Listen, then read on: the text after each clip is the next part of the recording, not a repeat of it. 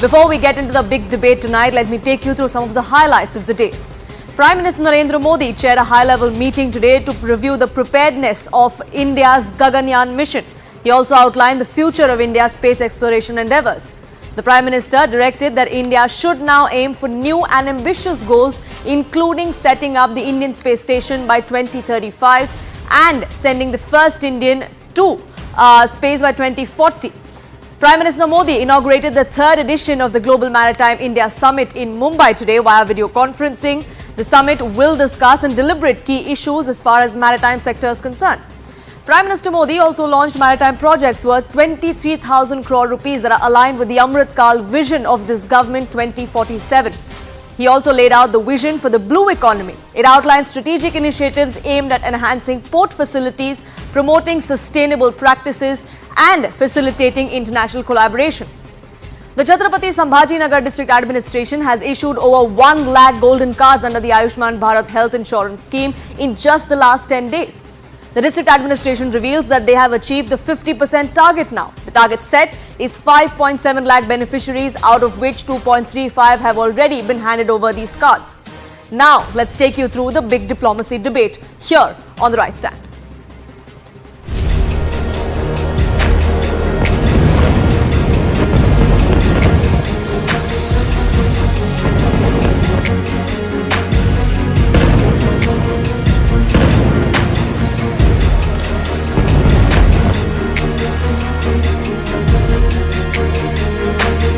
Wednesday, President Biden will visit Israel. He's coming here at a critical moment for Israel, for the region, and for the world.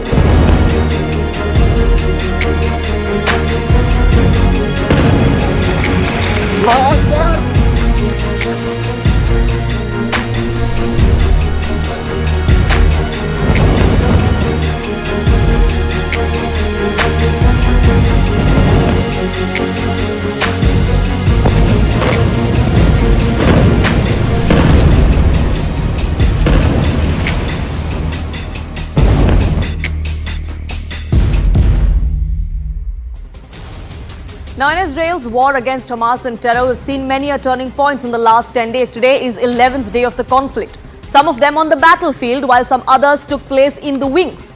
Geopolitical moves were made in the background, but they too are equally important in the bigger scheme of things. The goal at the moment is to end the war, to limit the casualties and to counter losses. But as far as the long-term goal is concerned and the bigger picture is concerned, is what many countries seem to now be eyeing. And that really is the geopolitical shift. And that's what we're going to be talking about, and that's what we're going to be focusing on as far as tonight's Right Stand is concerned.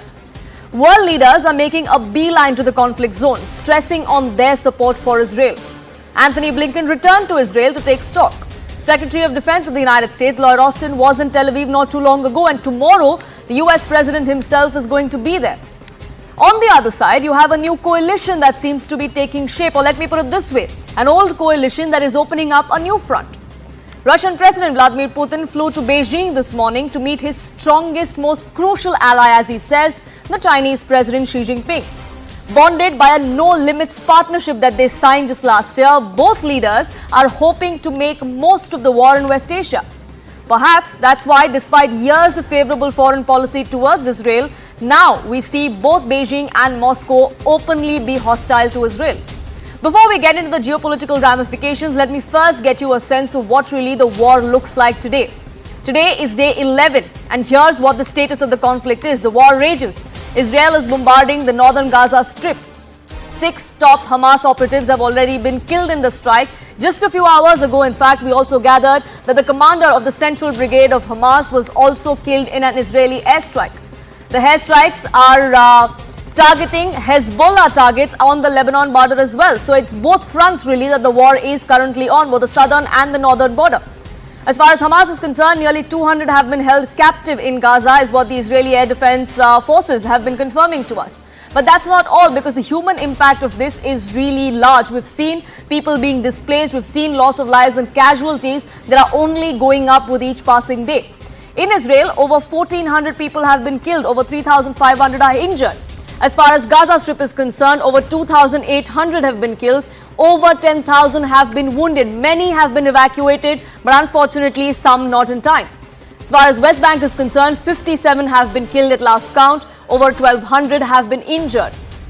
So how is the world stacked up as far as this conflict goes? It's the West, the US and its allies versus the Russia-China-Iran axis, and both sides are making their stance very clear. Not just with public statements, but also with public appearances. Joe Biden prepares to land in Tel Aviv. China, at the same time, rolled out the red carpet this morning to the Russian President Vladimir Putin, who's there to attend the BRI summit, but Israel, of course, features prominently. While the US bolsters Israel's defense with military aid, Putin has warned Benjamin Netanyahu against any further escalation, going on to say that Putin is ready to play the mediator and to end this crisis. How that offer goes, we'll have to wait and watch. But let's take a look at how the West is standing by, and France is one of those countries that has been very, very vocal as far as its support to Israel is concerned.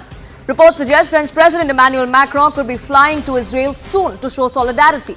On the other side, you have Xi Jinping and his administration that is conspicuous by its silence as far as Hamas is concerned.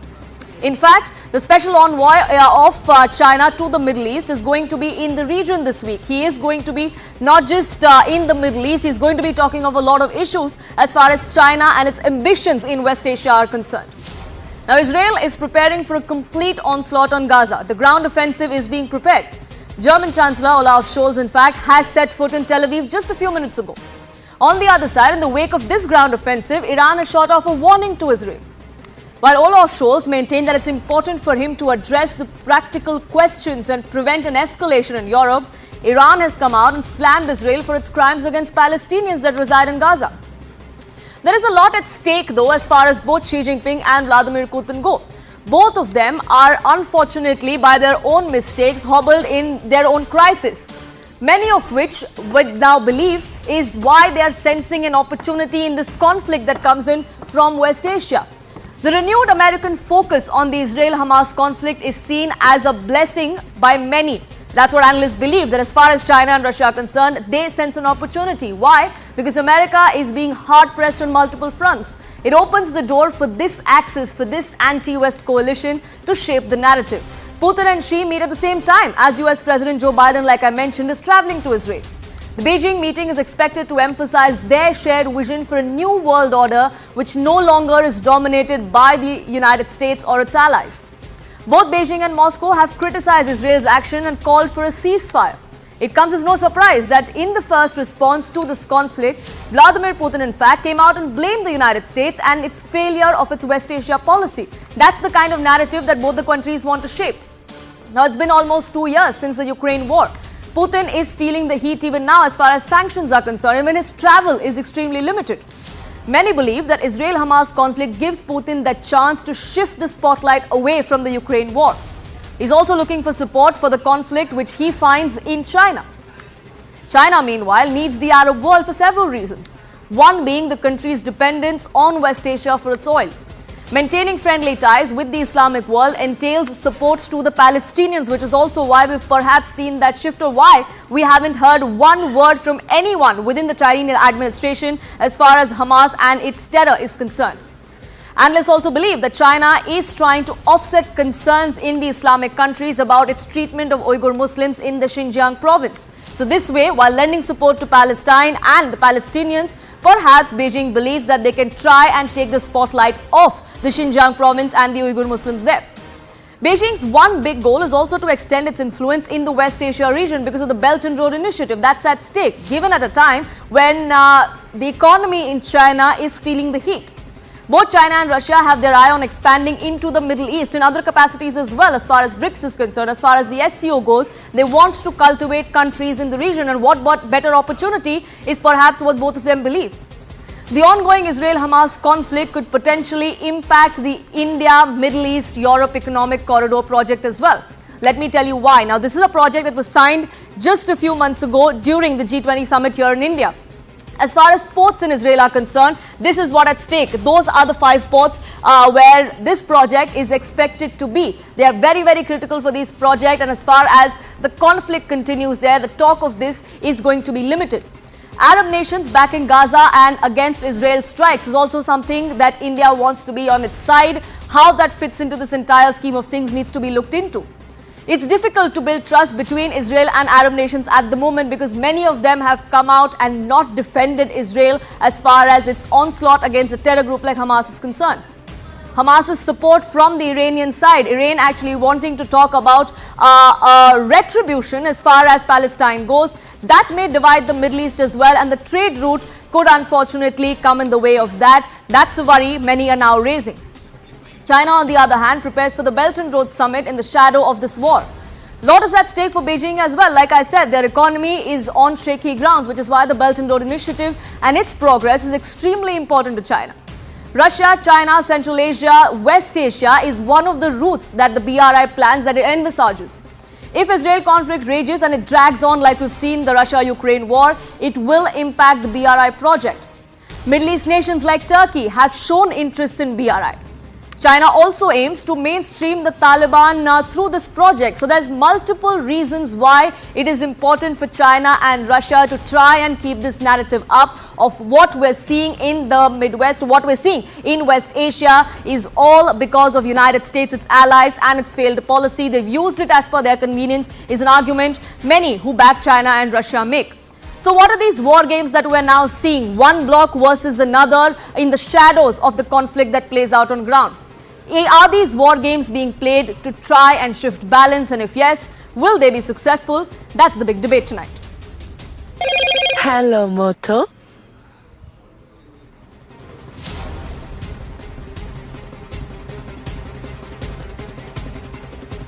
Let me open this up to the panelists that join us here on this debate. Sushant Sareen, Senior Fellow of the ORF, joins us on this broadcast. Adam Scott Bellos, CEO of the Israel Innovation Fund. Benares, Editor-in-Chief of BNE and former Moscow Bureau Chief, also joins us here on this broadcast. Peter Kuznick, Director of Nuclear Studies Institute, American University, also joins us here on this broadcast. Gentlemen, thank you so much for joining us here on this broadcast with your perspective. I want to begin by asking Benares.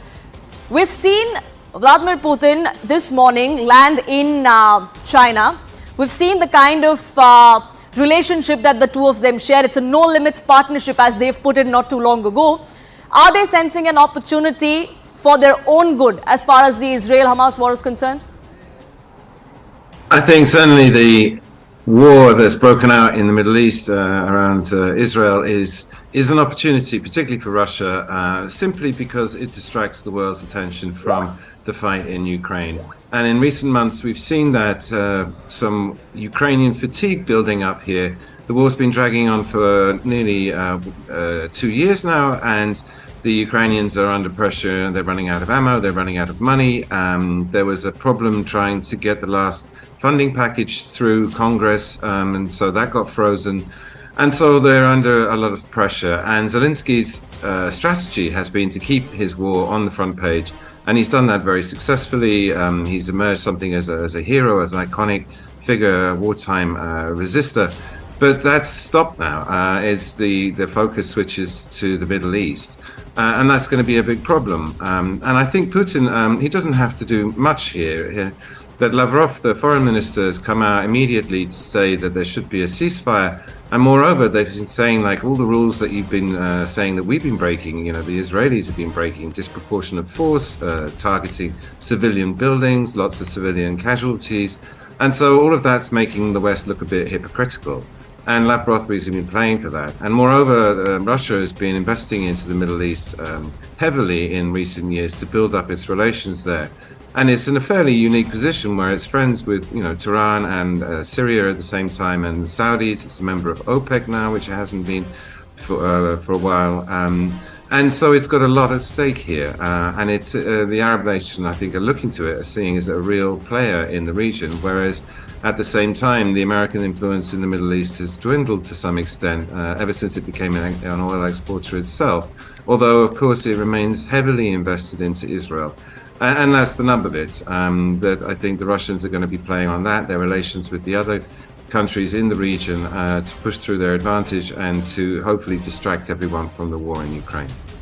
So if anything substantial comes out of it or not, at least for the optics of it, it definitely bears well as far as Russia is concerned. That's really what Russia seems to be going after. But I want to get in Peter Kuznick as well. And the hypocrisy of the West is something that is being spoken of. That is also something that both Russia and China want to harp about that this really is US's failure, its policy in West Asia's failure, which is to blame. There's so much blame to go around. I mean, this is collective blame. We've ignored the Palestinian problem for years now. And the conditions that the Palestinians have been living in have been intolerable.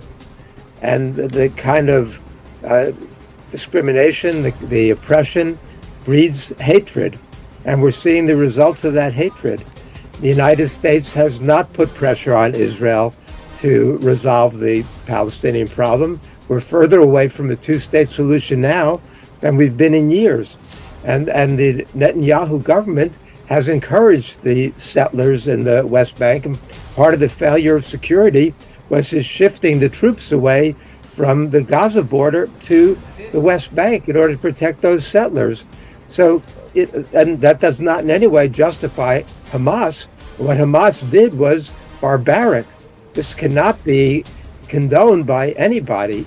And so we were in a very difficult situation where Israel now is poised to carry out an invasion of Gaza that is going to not only discredit Israel even more in the eyes of the world and isolate Israel, it's going to create a humanitarian catastrophe in Gaza. So, I mean, that's not Israel. It's not in Israel's interest to carry this out, and it's going to breed more terrorism in the future. So, but there is not a good solution, and there hasn't been a good solution for a while. But the world has not been focused on this and putting pressure on all sides to come to some agreement that would represent the interests of the Israelis and the Palestinians. Right, but many argue, many analysts also say that it's really the moot point, the issue at hand that was glossed over by the West for far too long, which is why we're in this situation that we're at. And I want to get in Adam Bellos as well on this broadcast. The US's response over the span of the last 10 days has been floppy, has been wishy-washy, is what some would also suggest. Would you agree with that? Yes, on one hand, they are fortifying your defenses. They are giving you that kind of military aid. But on the other hand, we now have Joe Biden also talking about the Palestinian cause and the Palestinian people.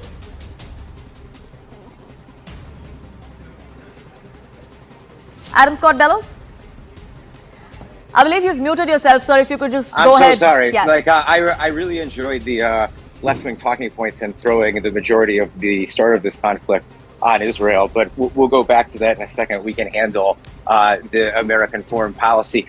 American foreign policy has been wishy-washy since the start of the Obama administration, and the idea of leading from behind and empowering Iran through trying to build them back up economically and bring them back into the world diplomatically. It's no surprise that we see China and Russia coming together. That's an obvious thing. Anybody reading the geopolitical landscape in the last 10 years could see that coming through, especially with China's Silk Road policy and Russia being so embedded in Syria.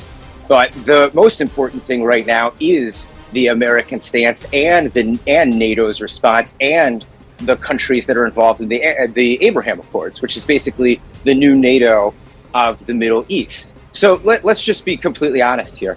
The Americans know that they've messed up. They know they've been wishy-washy. They've been trying to play both sides of the aisle, both diplomatically and strengthening Israel by helping it keep its QME, its qualitative military edge.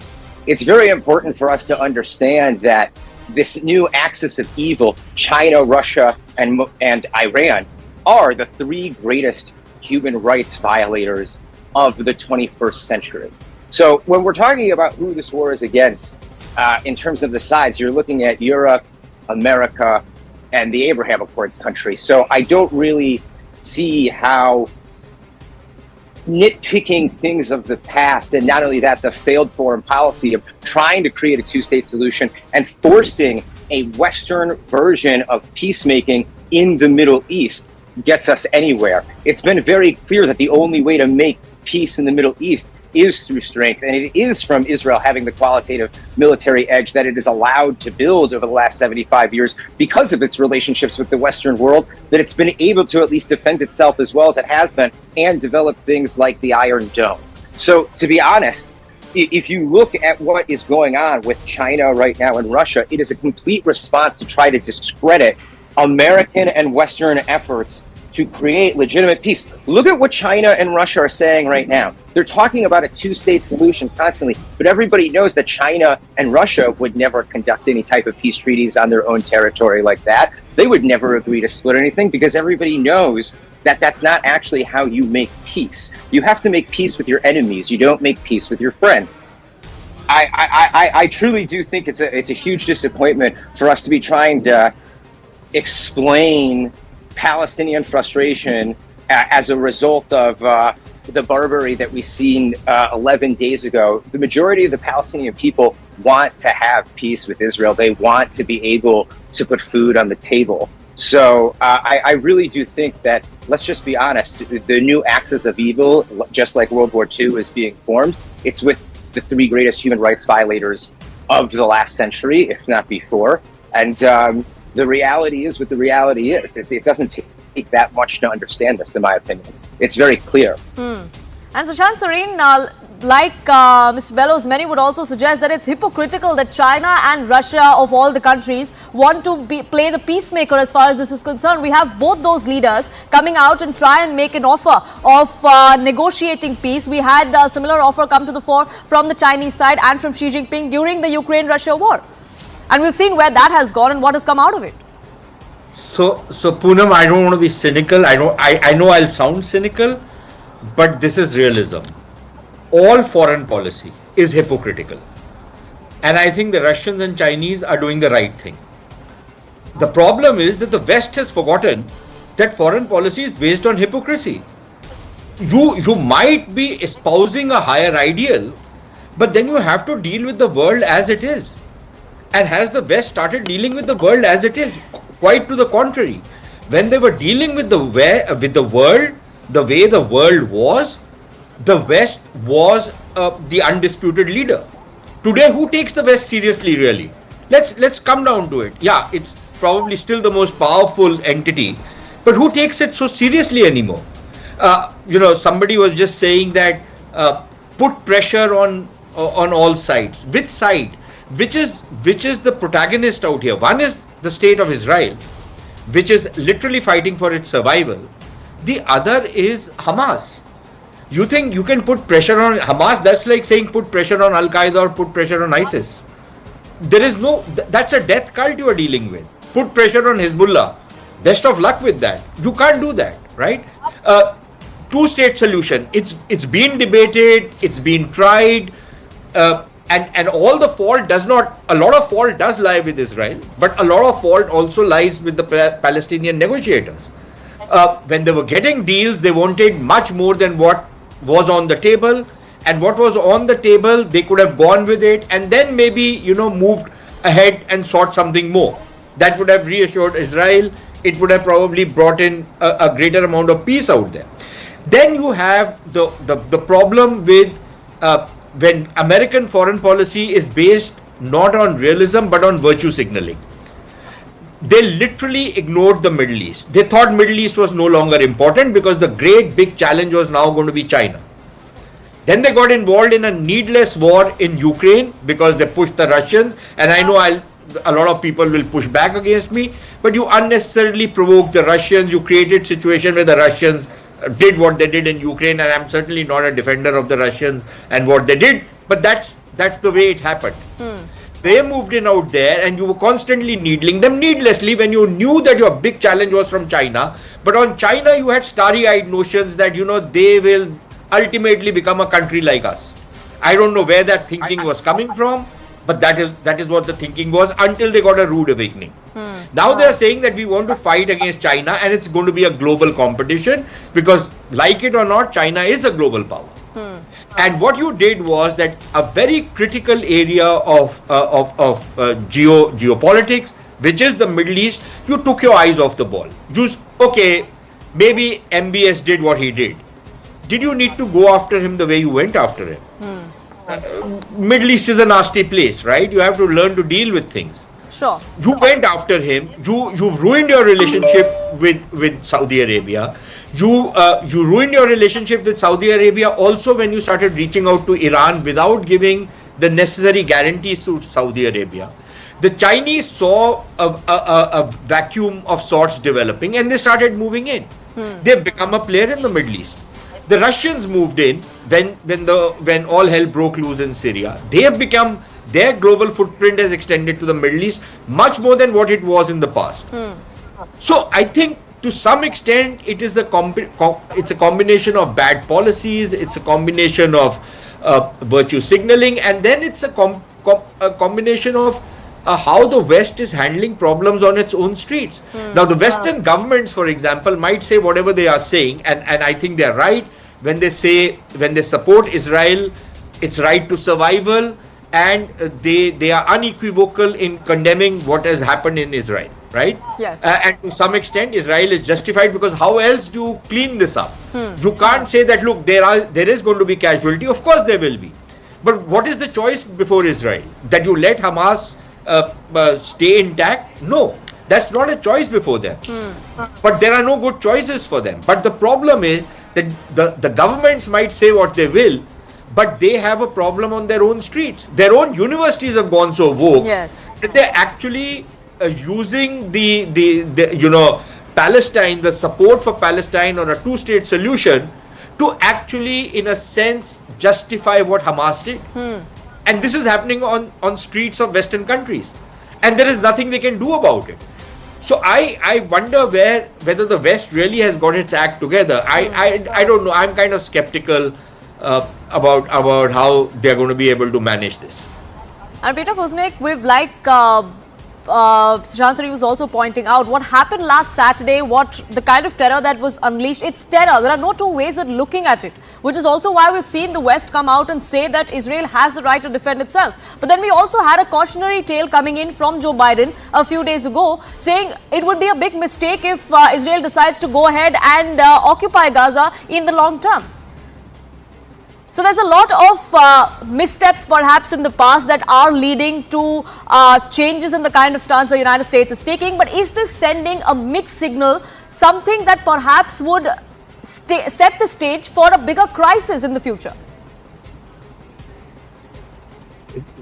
As a historian, we have to understand these things in context. And clearly there are mixed signals here. Because on the one hand, there's the right to self-defense, and there are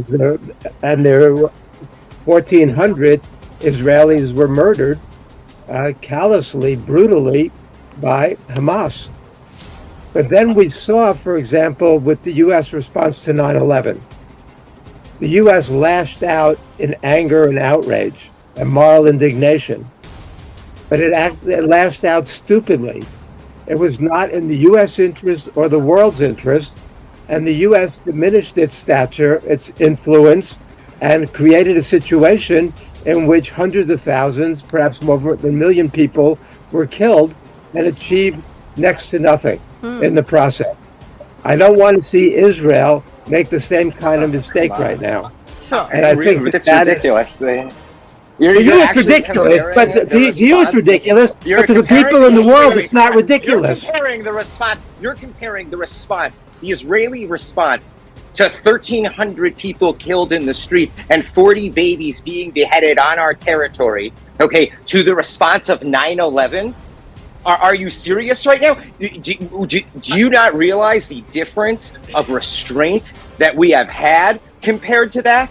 We're not going and invading two countries. We're literally defending the borders of this country on two different fronts. We're fighting two radical Islamist extremist cells.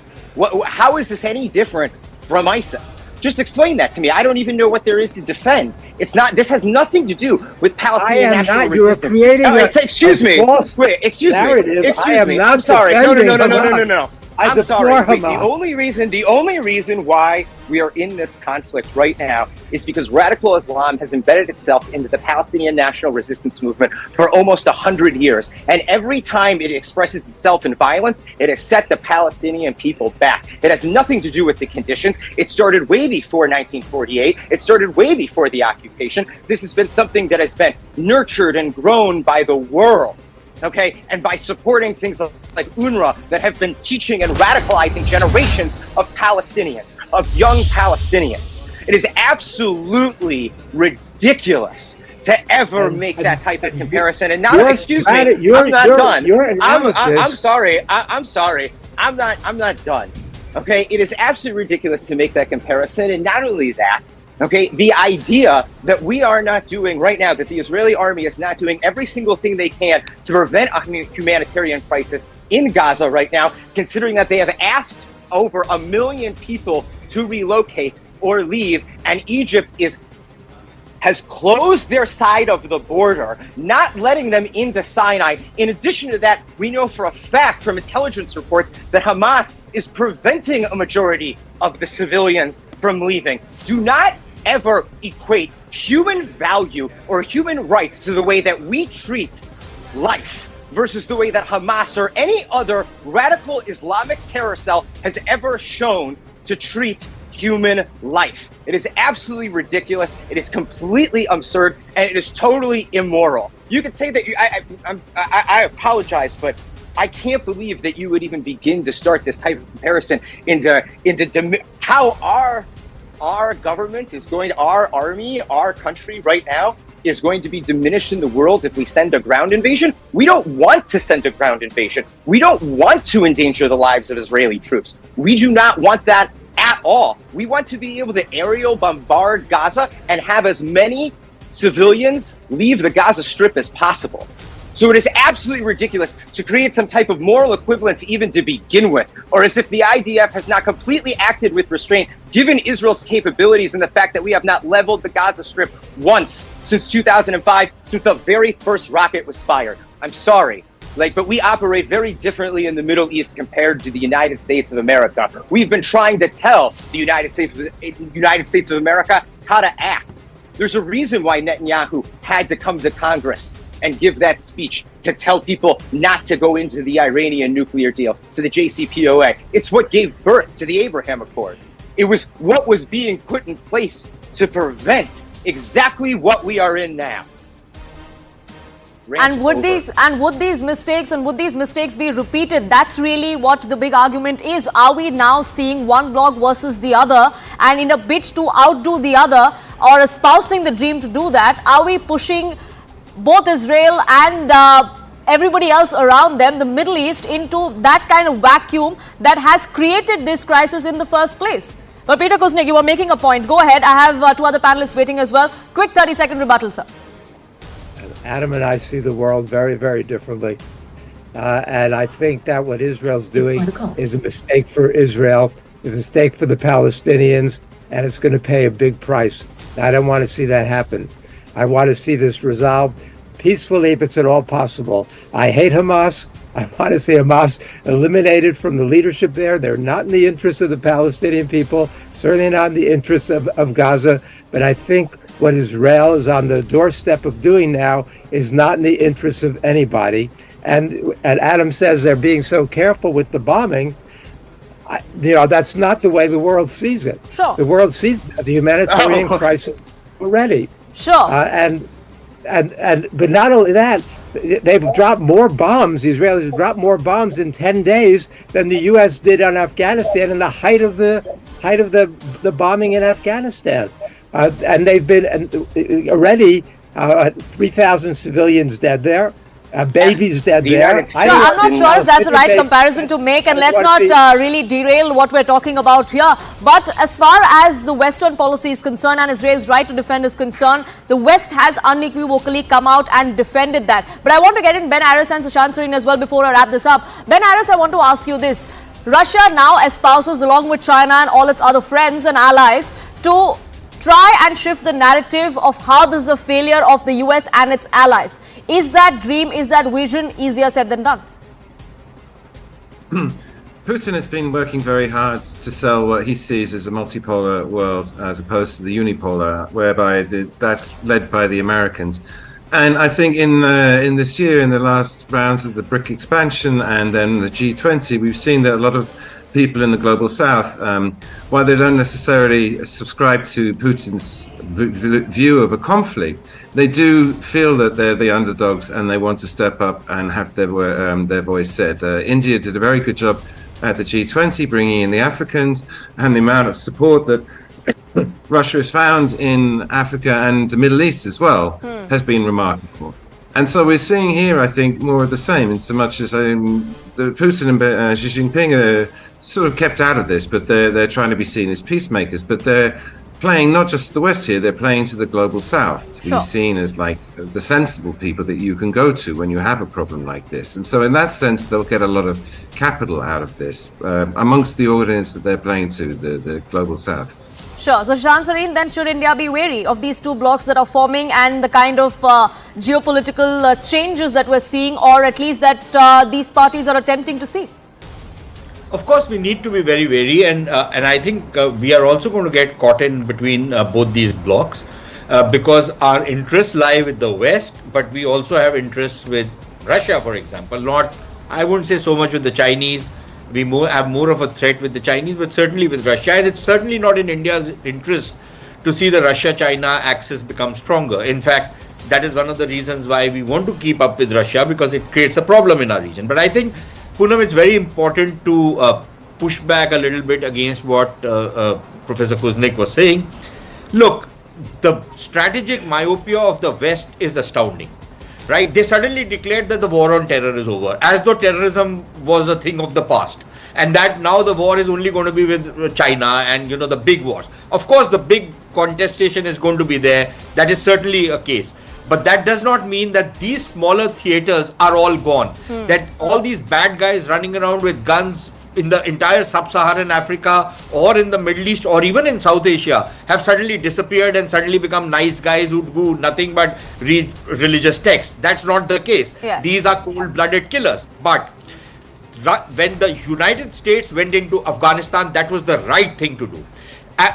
Whether they dropped as much, bombs or not, that's not important, because there was nothing in Afghanistan to really bomb, right? They didn't have tunnels and they didn't have all sorts of other contraptions which the Hamas has built in Gaza. But the Americans did the right thing by going into Afghanistan. Where they messed up big time was to go into Iraq after having gone into Afghanistan. They should have cleaned up Afghanistan. There was no resistance. The intervention was popular. The entire world was out there. And then suddenly this madness took the Americans over, and they decided that they're going to go into Iraq. And they lost sight of the ball, and then they prosecuted the war wrong. Their allies were their biggest enemies, Pakistan. Yes. They depended on these goddamn Pakistanis, and they thought they'll win the war by talking to the Pakistanis. I mean, that's like saying that, okay, fine, let me make an alliance with Iran to get rid of Hezbollah.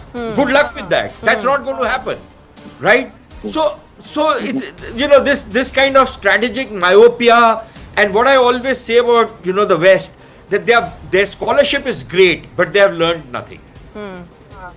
I really hope that it's not the people of Israel, it's not the people of the region that become collateral damage or casualties of these two blocs trying to outdo each other and with these geopolitical maneuvers. But I have to leave it at that.